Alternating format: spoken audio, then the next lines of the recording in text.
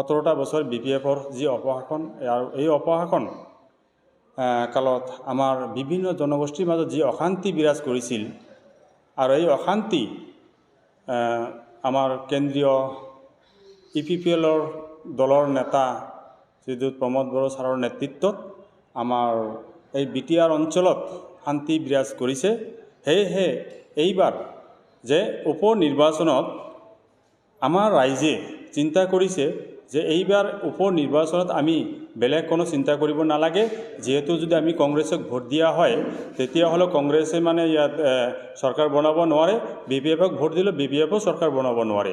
আমাৰ যি পূৰ্ব যি চৰকাৰ আছে অসমত BJP চৰকাৰ আৰু BTRত EPPLৰ চৰকাৰ, আৰু এই চৰকাৰে আমাৰ থাকি যাব। গতিকে ৰাইজে এইবাৰ বুজি পাইছে, আমাৰ বিশেষকৈ ধৰ্মীয় সংখ্যালঘুসকলেও বুজি পাইছে যে আমি কাৰো কথাত কাৰো মানে প্ৰলোভনত আমি আৰু ভৰি নিদিওঁ। এইবাৰ আমি শান্তিৰ হকে, উন্নতিৰ হকে আৰু প্ৰগতিৰ হকে আমাৰ EPPL দলৰ যি প্ৰতীক চিন ট্ৰেক্টৰৰ ছবি, আমি এই ট্ৰেক্টৰ ছবিত আমি ভোট দিম বুলি সকলো ৰাইজে মত পোষণ কৰিছে। তো ইয়াত যে 17 বছৰে, বিশেষকৈ 17 বছৰে যে BPFৰ আমলত আমাৰ ধৰ্মীয় সংখ্যালঘুসকলে কোনো এজন ব্যক্তিয়ে মাটি পাট্টা পোৱা নাই, কিন্তু EPPL চৰকাৰ অহাৰ পিছত আমি বহুখিনি ঠাইত ঈদগাহৰ মাটি, কবৰস্থানৰ মাটি, মছজিদৰ মাটি আমি পাবলৈ সক্ষম হৈছোঁ। আৰু ইণ্ডিভিজুৱেল হিচাপত বহুত ব্যক্তিয়ে ব্যক্তিগতভাৱেও মাটিৰ পাট্টা পাবলৈ সক্ষম হৈছে আৰু ইতিমধ্যে কাম চলিও আছে।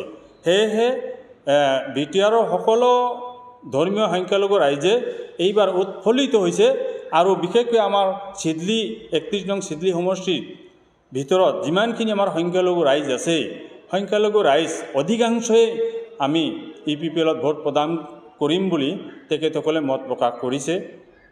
তো এইবাৰ আমাৰ যে মানে BTRৰ চিফ মহোদয় যেনেকুৱা ধৰণৰ সকলো জাতি ধৰ্ম বৰ্ণ নিৰ্বিশেষে সকলো জনগোষ্ঠীক যেনেকৈ মানে মৰম মানে দি পেলাই আগুৱাই লৈ গৈ আছে আৰু শান্তিৰ বাতাবৰণ যি মানে বৈ আছে আৰু শান্তিৰে মানুহে বসবাস কৰি আছে, অশান্তি ইয়াত এতিয়া মচিমূৰ হৈ গৈছে।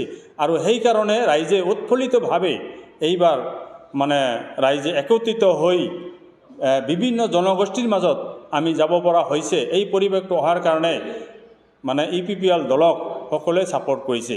আৰু আপোনালোকৰ এই মিডিয়াৰ জৰিয়তে মই সকলো ৰাইজক জাতি ধৰ্ম বৰ্ণ নিৰ্বিশেষে সকলো ৰাইজক মই এই বাই ইলেকশ্যনত আমাৰ প্ৰাৰ্থী শ্ৰীযুত নিৰ্মল কুমাৰ ব্ৰহ্মক বিপুলৰ পৰা বিপুল ভোটত জয়যুক্ত কৰাবলৈ মই আহ্বান জনাইছোঁ।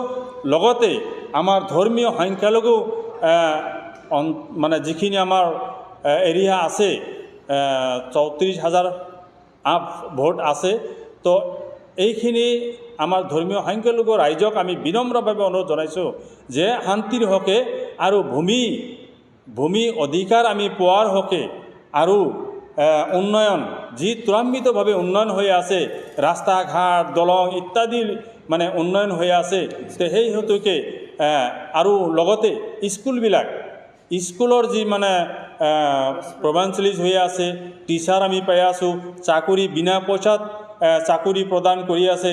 সেই হেতুকে মানে প্ৰমোদ বড়ো ছাৰক সকলো ৰাইজে